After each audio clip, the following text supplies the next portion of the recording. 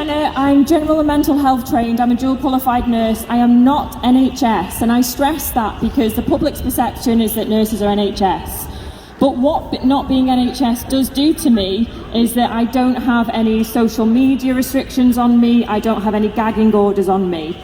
So I am walking every city in England, Scotland and Wales with my sandwich board to raise awareness that many nurses, if they ask any questions around the blanket COVID policy, they instantly get labelled anti-vaxxers, COVID-idiots, COVID deniers, when all they want to do is encourage debate and ask questions for the best interests of their patients.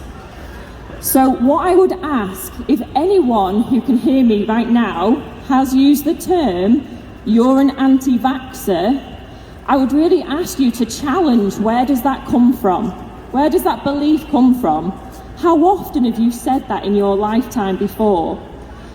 And are you just repeating what Piers Morgan tells you to repeat because you've heard it enough times on the BBC and ITV? So right now, there are nurses who are really struggling to do their job. And the three things that they want to ask questions about are the heavy audit focus rather than patient outcome. So I'm not really interested if your mask works, I just want to make sure you've got it on, because we need to get 100% in our audits and league tables. The second thing that they want to ask questions about is the unbearable working conditions due to being bullied, ostracised and fear of job loss if they ask questions. This is asking questions. This isn't conspiracy theory, simply asking questions. People get shamed, bullied, and they have the threat of job loss. And the third thing that people want to ask questions about is the decline in patient quality of life and access to services because of the blanket COVID policy.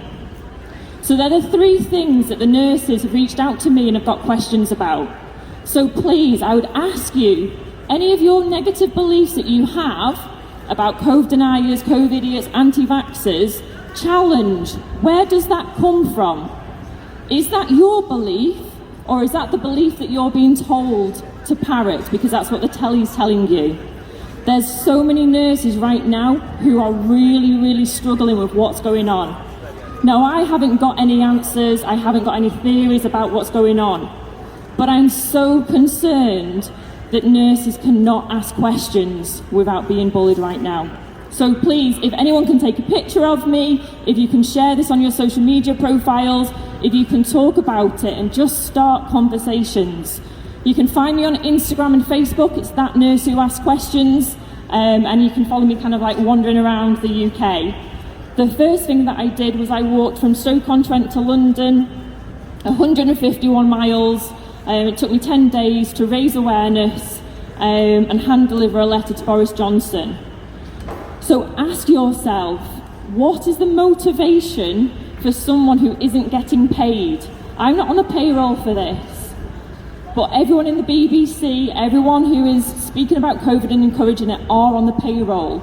So all I ask is, before you discredit someone and label someone as being an anti-vaxxer, COVID idiot, COVID denier, ask what are their motives for it, and just consider that someone somewhere else has had a different experience to you. So thank you very much for your time, I really appreciate it, and have a fantastic day in New York, everyone.